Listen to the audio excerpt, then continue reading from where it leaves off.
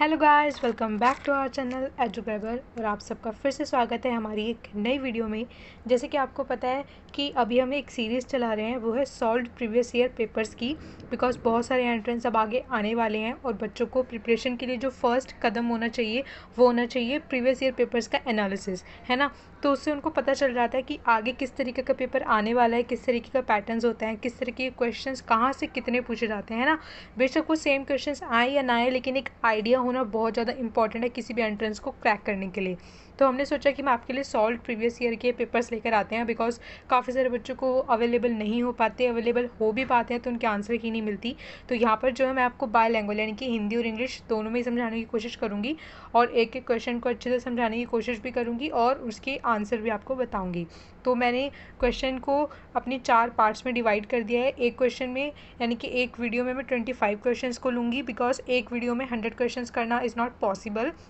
सो जो आज हमारा है वो है पार्ट 2 और पार्ट 1 हम ऑलरेडी अपलोड कर चुके हैं। अगर आपने नहीं देखा है तो प्लीज़ आप वीडियो के डिस्क्रिप्शन बॉक्स में जाके उसको चेक कर लेना, या फिर मैं ऊपर आई बटन में भी डाल दूँगी। तो प्लीज़ उसको जाकर ज़रूर वॉच कर लेना। और उससे पहले मैं कुछ और इम्पॉर्टेंट जो पॉइंट्स हैं, यानी कि जैसे कि कॉन्स्टिट्यूशन हो गया, तो उन सबको लेकर भी ये जो इम्पॉर्टेंट आपके एंट्रेंस के लिए हो सकते हैं उन पर वीडियोज़ बना भी रही हूँ और आगे भी लेकर आऊँगी। तो अगर आप प्लीज़ मेरे चैनल पर न्यू हो तो उसको सब्सक्राइब ज़रूर कर लेना और आगे जो बेल आइकन है उसको प्रेस ज़रूर कर लेना, ताकि आपको मेरी वीडियोस की नोटिफिकेशन मिलती रहे। तो आइए स्टार्ट करते हैं क्वेश्चन नंबर 26 से। So the question is, in which of the following years was the Central Vigilance Commission established by the Government of India? आपको बताना है कि जो सेंट्रल विजिलेंस कमीशन था वो गवर्नमेंट ऑफ इंडिया के द्वारा कौन से ईयर में इस्टेब्लिश किया गया था या स्थापित किया गया था। तो इसका आपका आंसर हो जाएगा यहाँ पर बी, 1964 में जो है वो आपका इस्टेब्लिश किया गया था। चलते हैं नेक्स्ट क्वेश्चन की तरफ। सॉरी, ऑम्बड्समैन वो कौन सी कंट्री के द्वारा इस्टेब्लिश किया गया था। तो उसका आंसर हो जाएगा यहाँ पर आंसर नंबर बी, स्वीडन के द्वारा। ये एक यूरोपियन कंट्रीज़ का इंस्टीट्यूशन था जो कि 1809 में इस्टेब्लिश किया गया था। उस टाइम यूरोपियन यूनियन तो नहीं था, बट ये जो कंट्रीज़ हैं वो यूरोप की हैं, ठीक है। Next question is question number 28, who coined the phrase iron law of oligarchy. ये एक कंपैरेटिव पॉलिटिक्स का टॉपिक है, तो प्लीज़ अगर आप प्रिपेयर कर रहे हो तो किसी भी पोर्शन को छोड़ के मत जाना, बिकॉज हर पोर्शन से क्वेश्चन आते हैं। और अगर आपको जानना है कि किस पोर्शन से किस टाइप के क्वेश्चन आते हैं या कौन से पोर्शंस मुझे कवर करने चाहिए, तो आप मेरी प्रीवियस वीडियो देख सकते हो। मैंने मोस्ट इंपॉर्टेंट बुक्स की वीडियो बता रखी है और कौन से पार्ट्स के लिए कौन सी बुक्स को रेफर करना चाहिए, तो वो वीडियो भी आप जाके डिस्क्रिप्शन बॉक्स में चेक कर सकते हो। तो यहाँ पे क्या पूछा गया है कि जो आयरन लॉ ऑफ ओलिगार्ची है वो कौन से थिंकर ने उसको कॉइन किया, यानी कि ये फ्रेज जो है वो कौन से थिंकर ने अपनी थ्योरी में यूज़ किया है। तो इसका आपका आंसर हो जाएगा रॉबर्ट माइकल्स। रॉबर्ट माइकल्स ने क्या कहा था कि कोई भी डेमोक्रेसी हो या कितनी भी अच्छा कोई लोकतंत्र हो, वहाँ पर क्या होता है, आयरन लॉ ऑफ ओलिगार्ची होता है। यानी कि जो पावर होती है वो गिने चुने कुछ ही लोगों के बीच में होती है। ओलिगार्ची होता है एक ऐसा ऊँचे लोगों का समूह जो सारी की सारी पावर उन्हीं के पास होती है। तो रॉबर्ट माइकल्स ने कहा था कि कितनी भी अच्छी डेमोक्रेसी क्यों ना हो बाहर से दिखने में, लेकिन अंदर जो होती है वो पावर सिर्फ कुछ ही लोगों के हाथ में होती है। तो उसको उसने कहा था आयरन लॉ ऑफ ओलिगार्ची। तो नेक्स्ट चलते हैं। Question number 29 is, what is the correct sequence of Morton Kaplan's model of system analysis. अगर आपको पता नहीं है कि मॉर्टन कपलान कौन है तो मैं आपको बता देती हूँ कि एक इंटरनेशनल यानी कि आईआर के एक थिंकर हैं, जिन्होंने क्या दिया था, मॉडल्स ऑफ सिस्टम दिया था। यानी कि उन्होंने बताया था कि जैसे जैसे टाइम बढ़ता है उस हिसाब से इंटरनेशनल जो सिस्टम है, इंटरनेशनल जो मॉडल है, उसमें किस तरीके के बदलाव आते हैं। तो उसमें उन्होंने कई तरीके के मॉडल्स बताए थे, जैसे कि बैलेंस ऑफ पावर बताया था, loose bipolarity, tight bipolarity and universal international system. तो उन्होंने उनको एक सीक्वेंस में बताया था, तो वो सीक्वेंस आपको लर्न करनी ज़रूरी है। और ये क्वेश्चन पहले भी कुछ जो एंट्रेंस रह चुके जैसे JNU वगैरह के उनमें रिपीट हो चुका है, तो यहाँ पे मैं स्टार बना देती हूँ, आप इनको ज़रूर याद कर लेना। तो जो इसका करेक्ट आंसर हो जाएगा यहाँ पे हो जाएगा बी, यानी कि फर्स्ट जो था ये आएगा balance of power, then second आएगा ये वाला, देन थर्ड आएगा आपका टाइट बायोपोलैरिटी एंड फोर्थ आएगा universal international system. That means ये पहले से सीक्वेंस में लगे हुए थे, आपको सिर्फ करेक्ट आंसर को टिक करना था। सो चलते हैं अपने नेक्स्ट क्वेश्चन की तरफ। The question is, Frederick W Taylor's concept of mental revolution stands for. यानी कि जो फ्रेडरिक डब्ल्यू टेलर ने जो अपना कंसेप्ट दिया था मेंटल रेवोल्यूशन का, ये एक पबेड की थिंकर यानी कि पब्लिक एडमिनिस्ट्रेशन के थिंकर हैं। तो आपको बताना है कि इनमें से जो उनका मेंटल रेवोल्यूशन था वो किसके साथ स्टैंड करता है, यानी कि कौन सी बात को वो दर्शाता है। तो यहाँ पे जो आपका आंसर हो जाएगा वो है डी, हार्मोनी एंड कॉपरेशन। ये वही टेलर हैं जिन्होंने साइंटिफिक मैनेजमेंट की थ्योरी भी दी थी। तो आप प्लीज़ ऐसे फेमस जो थिंकर्स होंगी उनकी कुछ कुछ जो थीम्स होंगी या फिर उनकी थ्योरीज होंगी उनको देख लेना कि उन्होंने क्या क्या कंसेप्ट्स दिए हैं। नेक्स्ट चलते हैं। Question number 31 is the philosophy of dependent origination can be attributed to which of the following traditions। आपको बताना है कि जो डिपेंडेंट ओरिजिनेशन का है इसका मतलब क्या होता है कि इन्होंने क्या बोला था कि जो भी चीज़ दुनिया में है वो किसी न किसी एग्जिस्टेंस के लिए, यानी कि वो किसी न किसी चीज़ पर डिपेंडेंट है, उसका कोई ना कोई मतलब ज़रूर निकलता है। तो ये जो ट्रेडिशन है आपको बताना है कि कौन से ऑप्शन के साथ जुड़ा हुआ है, संबंधित है। तो यहाँ पर जो आपका इसका आंसर हो जाएगा वो है आपका बुद्धिज़्म। ये बुद्धिज़्म के साथ जो है कंसेप्ट जुड़ा हुआ है। Next question is identify the correctly matched answer. आपको बताना है कि इनमें से करेक्टली मैच्ड आंसर कौन से हैं। ओके, मैं आपके लिए सारे ऑप्शंस नहीं पढ़ पाऊंगी बिकॉज वीडियो काफ़ी लंबी हो जाएगी। तो प्लीज़ जो थोड़े बड़े क्वेश्चंस होंगे या जिनके ऑप्शंस थोड़े लंबे होंगे आप उनको प्लीज़ खुद से रीड कर लेना, ठीक है। एक बार वीडियो को पॉज करके रीड कर लेना। तो यहाँ पे मैं सीधा आपको इसके क्या बता रही हूँ, करेक्ट मैचेस बता रही हूँ। So the correct answer is Geneva protocol जो है वो bans use of chemical weapons. यानी कि जेनेवा प्रोटोकॉल में क्या बोला गया था कि जितने भी केमिकल वेपन्स यूज़ किए जाते हैं उन सब पे बैन लगा दिया जाएगा। एंड उसके बाद आता है न्यूक्लियर नॉन प्रोलिफरेशन ट्रीटी। तो ये ट्रीटी क्या बोलती थी, ये ट्रीटी बोलती थी limits spread of nuclear weapons, यानी कि न्यूक्लियर वेपन्स का जो भी स्प्रेड बढ़ता जा रहा है उसको रोकना है। नेक्स्ट आती है INF ट्रीटी।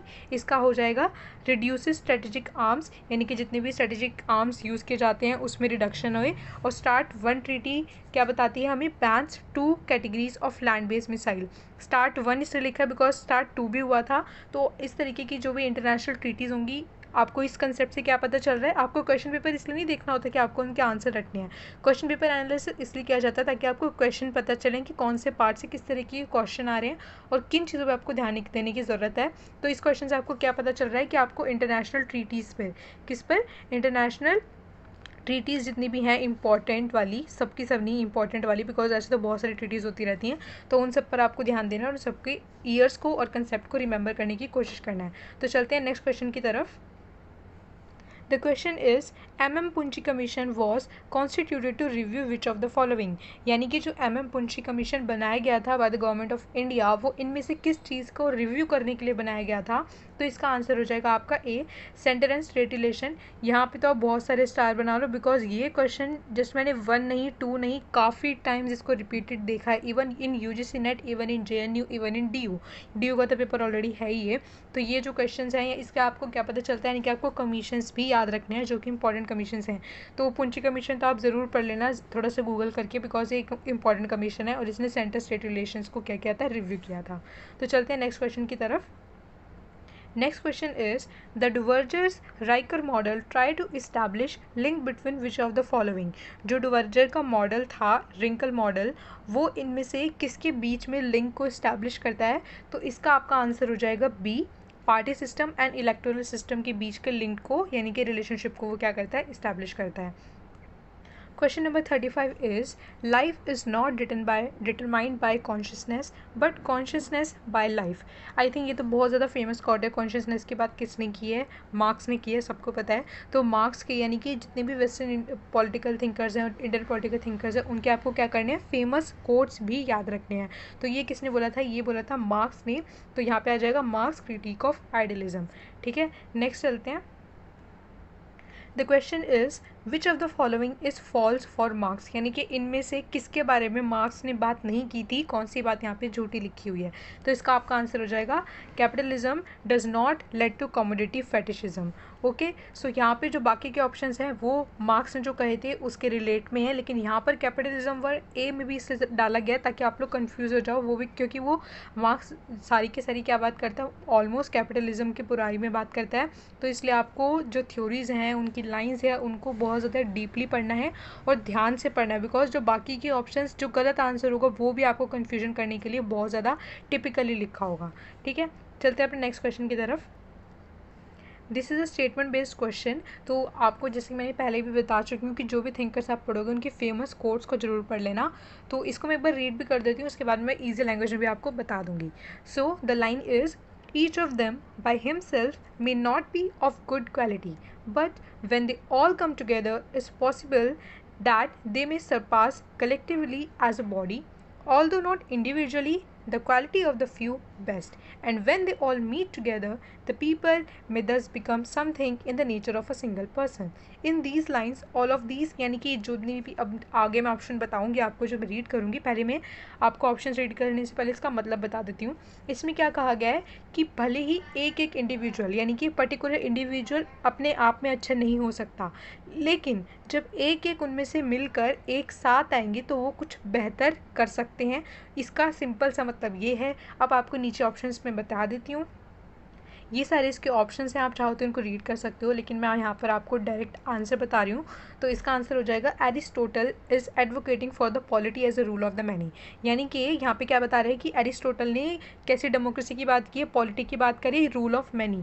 यानी पे यहाँ पे आपको एक मतलब समझना है, उसने ये नहीं बोला था रूल ऑफ ऑल, उसने ये नहीं बोला था कि सत्ता सबके हाथ में होनी चाहिए, उसने बोला था rule of many. That means काफ़ी लोगों के बीच में होनी चाहिए सत्ता, ताकि जो एक पर्सन होगा जब वो मोनार्की बन जाएगा तो उसमें टायरनी आ जाएगी। उसका वर्स्ट फॉर्म उसने टायरनी बताया था, लेकिन जब काफ़ी लोगों के हाथ में सत्ता होगी तो क्या है, वो अच्छी बनी रहेगी और वो एक तानाशाही के रूप में परिवर्तित नहीं होगी। तो ये एरिस्टोटल का पॉलिटी का कंसेप्ट था। Next question is match the following, यानी कि एक तरफ थिंकर्स हैं और दूसरी तरफ क्या है, टाइप्स ऑफ रियलिज्म है। बिकॉज रियलिज्म के अंदर बहुत सारे थिंकर्स आते हैं और रियलिज्म के अंदर भी पार्ट्स हैं, classical realism, new classical realism, structural realism, offensive, defensive. तो इस तरीके के कौन कौन से थिंकर्स हैं जो डिफरेंट डिफरेंट टाइप से बिलोंग करते हैं, तो यहाँ पे आपको मैच करना है। तो यहाँ पे आपको डायरेक्ट मैच करके दिखा रही हूँ। केनेथ वॉल्ट जो हैं वो न्यूरलिज्म से बिलोंग करते हैं। जो जॉन मर्शाइमर हैं वो ऑफेंसिव रियलिज्म से बिलोंग करते हैं। जो फरीद ज़कारिया हैं वो भी नियो क्लासिकल रियलिज्म से बिलोंग करते हैं। एंड जो हंस मोरगैंथो हैं वो क्लासिकल रियलिज्म से बात करते हैं। आपको पता होगा हंस मोरगैंथो तो it's the famous, most famous realist thinker हैं वो। और जो जॉन मर्शाइमर हैं वो ऑफेंसिव रियलिज्म की बात करते थे, यानी कि वो बोलते थे कि जो स्टेट्स होते हैं वो न्यूक्लियर वेपन्स को इसलिए गेन करना चाहते हैं ताकि लोग उनसे डरें और उन पर हमला ना करें। ठीक है, तो इस तरीके की बाकी भी कंसेप्ट्स अगर आप पढ़ना चाहते हो तो आप मुझे कमेंट करके बता सकते हो कि मैं इन पे वीडियोस बनाऊं अलग से इंटरनेशनल टॉपिक्स पे।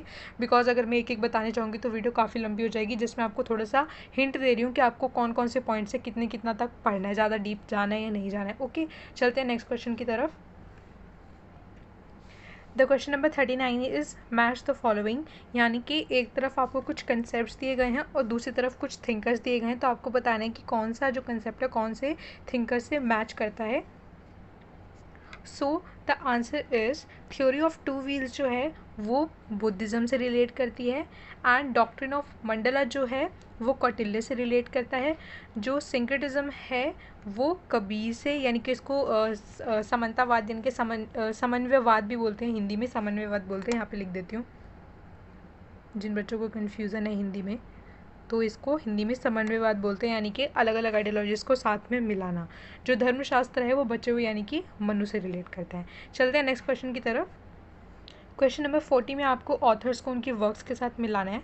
तो यहाँ पे आंसर हो जाएगा जेम्स स्कॉट का सीइंग लाइक अ स्टेट। उनके जो बुक्स हैं, वर्क्स होती हैं, यानी कि बुक्स या फिर आर्टिकल कोई जर्नल उन्होंने लिखा हो तो वो यहाँ पे दिए गए हैं। एंड बी का है रॉबर्ट जर्विस, जिसका आंसर हो जाता है perception and misconception, misperception in international relations. Then the third comes Ernest Gellner, जिसका आंसर है नेशंस एंड नेशनलिज्म, उन्होंने लिखा है। And the fourth comes Karl Polanyi, that means बचा हुआ जो हो गया द ग्रेट ट्रांसफॉर्मेशन।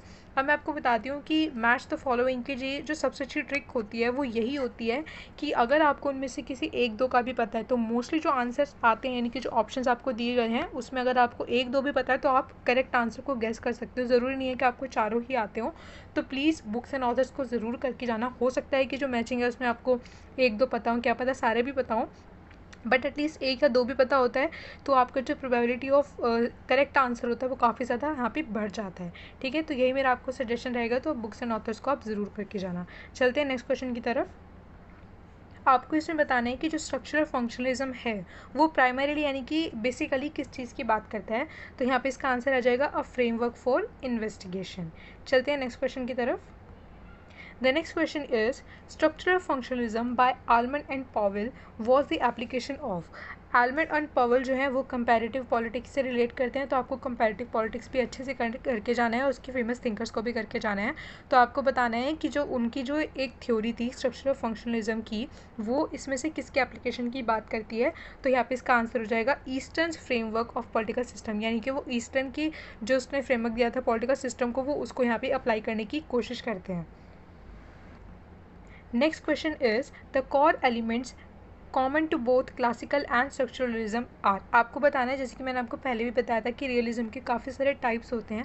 तो एक जो पुराना रियलिज्म था उसको बोलते थे क्लासिकल रियलिज्म, और उसके बाद जो आया उसको बोलते थे स्ट्रक्चरल रियलिज्म। ठीक है, तो आपको बताना है उन दोनों में से कॉमन चीज़ क्या थी, बिकॉज है तो दोनों रियलिज्म ही ना। तो उन दोनों में जो बेसिक चीज़ थी वो हो जाएगा answer all of these, because दोनों ही रियलिज्म जो है वो statism, survival and self help, यानी कि आपको 3S याद रखने हैं। 3S की बात करता है रियलिज्म। ठीक है, तो आपको ये 3S याद करने हैं, यानी कि तीनों की बात करते थे दोनों ही, और लेकिन दोनों में डिफरेंस क्या था वो भी मैं आपको बता देती हूँ। जो क्लासिकल रियलिज्म था वो ये बोलता था कि ह्यूमन नेचर है ही ऐसा कि वो वॉर के लिए जाएगा, यानी कि ह्यूमन नेचर अगर उसको अपना सर्वाइवल करना है तो वो दूसरों पर हमला करेगा ही करेगा। लेकिन जो स्ट्रक्चरल रियलिज्म थे वो क्या बोलते थे कि ह्यूमन नेचर नहीं है कि जो उसके एक्शन को डिफाइन करता है, हमने इंटरनेशनल रिलेशंस का, यानी कि अपना जो इंटरनेशनल स्तर पर जो माहौल है, यानी कि जो स्ट्रक्चर है वो ही इस तरीके का बना रखा है, इस तरीके का एनार्की है, क्योंकि कोई भी गवर्नमेंट नहीं है तो एनार्की की सिचुएशन हो गई। तो इस तरीके का एनार्की या माहौल में जो है ह्यूमन इस तरीके का बिहेव करने लग जाता है, तो इसलिए ह्यूमन बिहेवियर इसका रिस्पॉन्सिबल नहीं है। इसका बिहेवियर कौन है? पूरे इंटरनेशनल सिस्टम का स्ट्रक्चर। अगर आपको मेरी वीडियोस पसंद आ रही हैं तो प्लीज़ मेरे चैनल को सब्सक्राइब कर लेना और बेल आइकन को प्रेस कर देना, और अपने फ्रेंड्स के साथ जो एंट्रेंस की तैयारी कर रहे हैं उनके साथ भी शेयर कर देना, बिकॉज आपका एक लाइक और एक सब्सक्राइब मेरे को और ज़्यादा मोटिवेट करता है वीडियोज़ बनाने के लिए। तो next question is which environmental convention was adopted for the protection of ozone layer. That means इनमें से कौन सा कन्वेंशन है जिसमें ओजोन लेयर को प्रोटेक्ट करने की बात की गई थी। यानी कि आपको पता है कि ओजोन लेयर जो होती है एनवायरनमेंट में होती है, यानी कि एटमॉस्फेयर में होती है, जो कि धीरे धीरे क्या होती जा रही है, केमिकल्स की वजह से पतली होती जा रही है। तो उस ओजोन लेयर को प्रोटेक्ट करने की बात कौन से कन्वेंशन में की गई थी? तो इसका आंसर हो जाएगा डी, वियना कन्वेंशन में बात की गई थी। Next question is M.K. Gandhi यानी कि Mahatma Gandhi wrote editorials for the first time in which one of the following journals. यानी कि महात्मा गांधी ने अपना जो फर्स्ट एडिटोरियल था वो कौन से जर्नल के अंदर लिखा था? तो इसका आंसर हो जाएगा यहाँ पे इंडियन ओपिनियन के अंदर लिखा था। Next question is Rawls introduces the wheel of ignorance, because Rawls ने जो व्हील ऑफ इग्नोरेंस का उसका कंसेप्ट था बहुत ज़्यादा इंपॉर्टेंट, आप इसको ज़रूर पढ़ लेना गूगल करके। यहाँ पे बताऊँगी तो वीडियो काफ़ी ज़्यादा लंबी हो जाएगी। तो जो व्हील ऑफ इग्नोरेंस था वो उसने क्यों इंट्रोड्यूस किया था? तो इसका यहाँ पर आपका आंसर हो जाएगा D, it is a device to eliminate bias in reasoning. फिर भी मैं आपको थोड़ा सा बता देती हूँ कि व्हील ऑफ इग्नोरेंस क्या होता है। व्हील ऑफ इग्नोरेंस क्या था कि रॉल ने बोला था कि जो लोग होंगे वो जो बाकी का समाज है उनके लिए जब कुछ कुछ न्याय बनाएंगे, यानी कि कुछ सिद्धांत बनाएंगे, कुछ कानून बनाएंगे, तो वो कैसे लोग होंगे? व्हील ऑफ इग्नोरेंस के पीछे होंगे, यानी कि एक ऐसे पर्दे, व्हील का है मतलब यहाँ पर वो है पर्दे से है। उन्होंने बोला था कि ऐसे पर्दे के पीछे होंगे जहाँ पे उनको ना ये पता होगा कि उनका नाम पता क्या है, वो कौन सी जाति से बिलोंग करते हैं, कौन सी क्लास से बिलोंग करते हैं, तो सो दैट क्या होगा कि जो भी वो निर्णय लेंगे वो निष्पक्ष रूप से लेंगे। तो इसलिए इसका आंसर हो जाता है it is a device to eliminate bias in reasoning. So ये एक यूटोपियन कंसेप्ट है, यानी कि ख्याली पुलाव जिसको बोल सकते हैं, because in practical it is not possible. तो आपके रॉल्स की थ्योरी ज़रूर याद रखनी है, बिकॉज इसमें से हमेशा किसी न किसी एंट्रेंस में कोई ना कोई क्वेश्चन ज़रूर आता है। सो इस क्वेश्चन में आपको क्या करना है, कुछ आइडिया दिए गए हैं और कुछ थिंकर दिए गए हैं, आपको मैच करना है कि कौन से थिंकर ने कौन सा आइडिया दिया है। तो application of Vedanta to the everyday life of common man, ये किसने दिया है?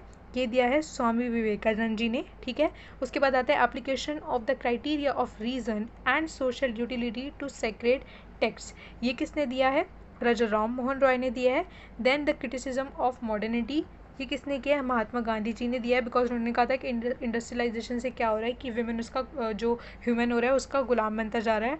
ठीक है, उसके बाद है advocacy for the admission of women to medical college, because Pandita Ramabai एक काइंड ऑफ फेमिनिस्ट थिंकर थी, तो ये जो कंसेप्ट है पंडिता रमाबाई का है। ये कुछ फेमिनिस्ट थिंकर्स दे रखे हैं आपको उनका करेक्ट मैच बताना है।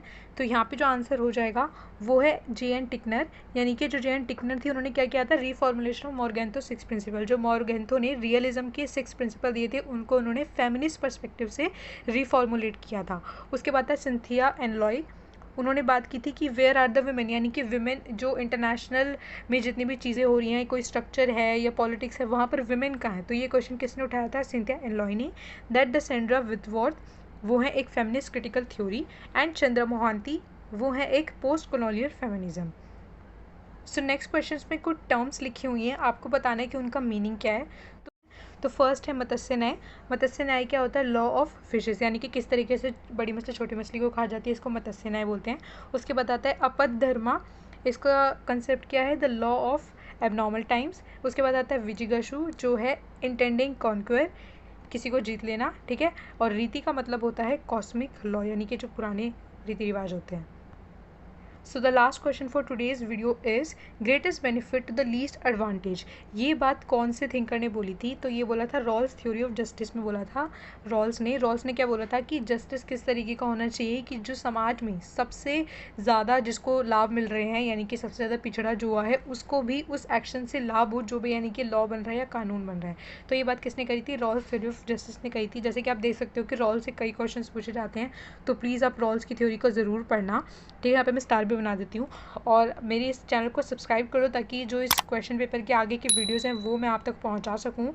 तो आज हमने क्वेश्चन नंबर 50 तक कर लिया। उसके बाद हम नेक्स्ट वीडियो में दोबारा से 25 क्वेश्चन आपके लिए लेकर आऊँगी, और ऐसे करके हम 4 पार्ट्स में इसको डन करेंगे, ठीक है। So please subscribe to our channel and hit the bell icon for the latest upcoming notification, and thanks for watching.